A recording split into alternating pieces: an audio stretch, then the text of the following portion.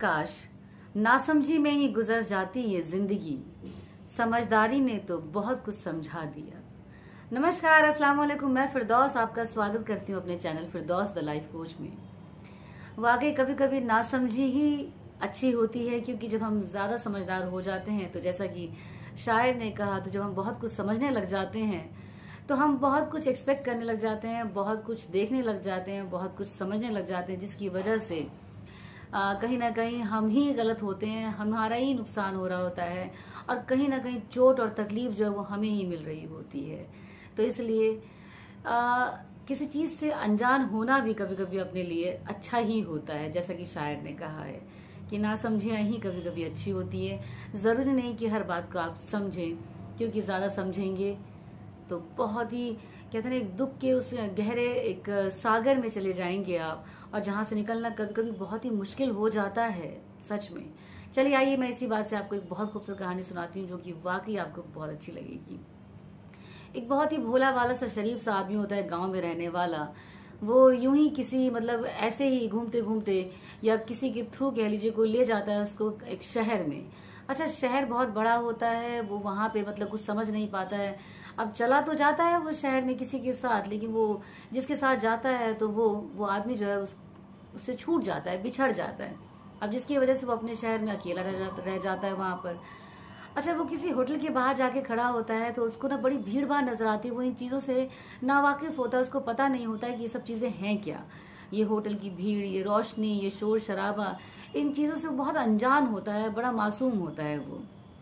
खैर किसी होटल के बाहर जैसा कि वो खड़ा होता है तो देखता है कि भाई बहुत सारी भीड़ है, लोग बहुत हंस रहे हैं, खेल रहे हैं, खा रहे हैं, और बड़ा जश्न टाइप का माहौल लगता है उसे। बड़ी बड़ी खूबसूरत सी मतलब एक माहौल के उसको देखता है कि हाँ यहाँ तो बहुत अच्छा सा लग रहा है कुछ, जो कि उसके गांव में बहुत ही कम ऐसा होता था।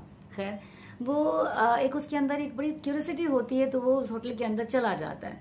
जाके थोड़ा यहाँ वहाँ देखता है, फिर वो एक टेबल पे बैठ भी जाता है, कुर्सी लगा के एक टेबल के सामने बैठ भी जाता है। देखता है वहां पे लोग रंग बिरंगे लोग न जाने कौन कौन सी चीजें खा रहे हैं, बहुत सारी बातें कर रहे हैं, बहुत सारा हंसी मजाक कर रहे हैं।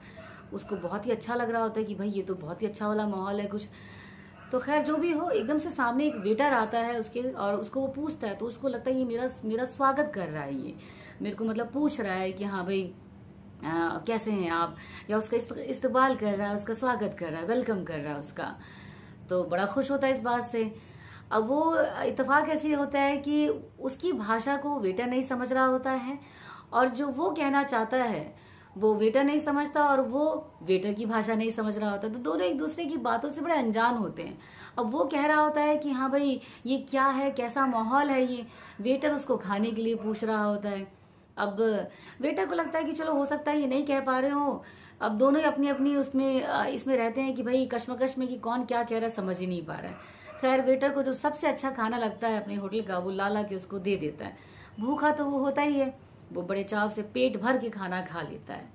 खैर जब पेट भर के खाना खा लेता है तो उसके सामने बिल हाजिर होता है। अब जब बिल लेके वेटर आता है तो उसको लगता है कि भाई ये कोई और अप्रिसिएशन आई है, मेरे लिए कुछ और तारीफ की बात की जा रही है, क्योंकि इन चीजों से वो बिल्कुल नावाकिफ होता है। उसको पता ही नहीं होता है कि भाई खाना खाया तो यहाँ पे पैसे भी देने पड़ेंगे। इतना मासूम, इतना भोला, इतना अनजान होता है वो। खैर अब वेटर उसको पैसे देने के लिए कहता है, वो उसको सर झुका झुका के सलाम थैंक यू कर रहा होता है। Thank you in the sense कि उसको लग रहा होता है कि हाँ ये मुझे कुछ कह रहा है, तो वो उसको मुस्कुरा के वो अपनी भाषा में कुछ ना कुछ उसको कह रहा होता है। अब दोनों एक दूसरे की बात को समझते नहीं है। वेटर मैनेजर को बुला लेता है। जब मैनेजर आता है तो मैनेजर कहता है भाई पैसे दो, तुमने खाना खाया तो तुम्हें पैसे देने की जरूरत है। अब वो उसकी बात को भी नहीं समझता है, तो जाहिर सी बात है मैनेजर को बड़ा गुस्सा आता है कि भाई तुमने खाना खाया है तो पैसे तो दोगे ना। वो उसको लगता है कि अब ये मैनेजर भी मेरे स्वागत के लिए आया हुआ है। मतलब वो अपनी दुनिया में एक अजीब सी कश्मकश में रहता है, उसको समझ ही नहीं आता है कि कौन क्या कह रहा है। खैर ओवरऑल पुलिस को बुलाया जाता है कि भाई अब ये आदमी तो कुछ मक्कार टाइप का लग रहा है कि जो खाना भी खा चुका है और पैसे देके भी राजी नहीं है। बुलाते हैं पुलिस को, कुछ नहीं होता है, क्योंकि उसको किसी की भी भाषा नहीं समझ में आ रही होती है, और ना ही उसकी भाषा जो है किसी को समझ में आ रही होती है। तो दोनों एक दूसरे से बड़े अनजान से होते हैं, किसी को किसी की बात ही नहीं समझ में आती है। खैर अब ये फैसला निकलता है कि भाई ये पैसे तो देगा नहीं, लेकिन इसको कोई ना कोई पनिशमेंट तो मिलनी चाहिए, ताकि आइंदा से कोई ऐसे ना करे, और या आइंदा से ये इवन कभी भी ऐसा कुछ ना करे, कहीं पे फ्री में खाना खा ले और इस तरीके से मतलब अपने आप को बड़ा इनोसेंट सा बन जाए, क्योंकि वो समझ नहीं पा रहे होते हैं कि सच में बड़ा मासूम है। खैर फैसला होता है कि भाई इसको गधे की सवारी करवाई जाए और इसके आगे एक तख्ती से लटका दी जाए कि भाई इसने इस तरीके से धोखा दिया है, खाना खा लिया है और पैसे नहीं दे रहा है उस होटल के। खैर उसको गधे की सवारी करवाई जाती है। वो तब भी बड़ा खुश होता है क्योंकि अपने गांव में वो जनरली गधे की सवारी करता था और वहां पे वो बड़ा खुश होता था कि जब भी उसको मौका मिलता था वो अपने गधे पे से यहाँ से वहां जाता ही था। तो उसके लिए ये भी एक यूजुअल लगता है कि हाँ ठीक है, तो कोई ऐसी चीज तो है नहीं कि जो बहुत ऐसा हो रहा है कि कुछ गलत हो रहा है। तो खैर वो उसको भी एंजॉय कर रहा होता है। वो अपनी जो जो चीजें उसके साथ हो रही होती हैं उन सबको वो एंजॉय कर रहा होता है। किसी भी चीज को ऐसा नहीं लेता कि वो कुछ गलत उसको दिखा रही है। वो हर चीज को बड़े बखूबी मतलब खुशी से अपना उस चीज को महसूस कर रहा होता है। अच्छा, वो उसके दिमाग में एकदम से ये बात आती है जब वो गधे की सवारी कर रहा होता है, बच्चे सब बहुत शोर मचा रहे होते हैं, लोग बड़ी हंस रहे होते हैं, तो उसको लग रहा होता है कि सब मेरा इस्तकबाल कर रहे हैं, सब मेरे को वेलकम कर रहे हैं, सब मेरे लिए क्लैप कर रहे हैं। मतलब मैं कितना खुश हो रहा हूँ यहाँ पे और लोग मुझे कितने अच्छे से वेलकम कर रहे हैं, कितने अच्छे लोग हैं यहाँ के। वो सबको बड़ा अप्रिशिएट कर रहा होता है कि यहाँ के लोग तो बहुत अच्छे हैं, इस शहर के लोग। सोच रहा था लेकिन एक बड़ा दुख की बात है, बड़ी दुख की बात है कि मेरे गांव का यहाँ पे कोई देख नहीं पाएगा कि मुझे कितना वेलकम किया गया। कल को मैं गांव जाऊंगा तो मैं किसी को बताऊंगा लेकिन लोग मानेंगे नहीं इस बात को क्योंकि किसी ने यहाँ पे देखा ही नहीं है। खैर एकदम से उसकी नजर एक आदमी पे पड़ती है जो कि उसी के गाँव का होता है, जो कि उसके पहले आ चुका होता है, 20-25 साल पहले आता है। तो जाहिर सी बात है कि उसको वहां की भाषा भी आती है और उसकी भाषा को भी लोग समझ रहे होते हैं। खैर तो वो दूर से आवाज लगाता है उसको कि भाई इधर आओ, देखो मेरे साथ, देख रहे हो मेरा कितना स्वागत हो रहा है। वो आदमी समझ जाता है कि भाई अगर मैंने इसकी हामिया मिलाया या मैंने इसकी किसी चीज को अगर अप्रिशिएट किया तो भाई लोग तो मुझे भी पकड़ के ऐसे ही कहेंगे कि ये भी धूर्त मक्कार है और मुझे भी इसके साथ ही ले लेंगे।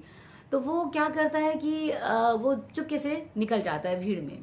खैर वो आदमी बड़ा खुश होता है और इस तरीके से वो अपनी किसी भी इंसल्ट को, किसी भी बेइज्जती को उस वे में नहीं लेता जो कि लोग उस वे में उसको दे रहे होते हैं। मॉरल ऑफ द स्टोरी यही है कि जब हम किसी चीज को जान जाते हैं या हम जब लेना शुरू कर देते हैं तो जाहिर सी बात हम अपने ऊपर लेते हैं।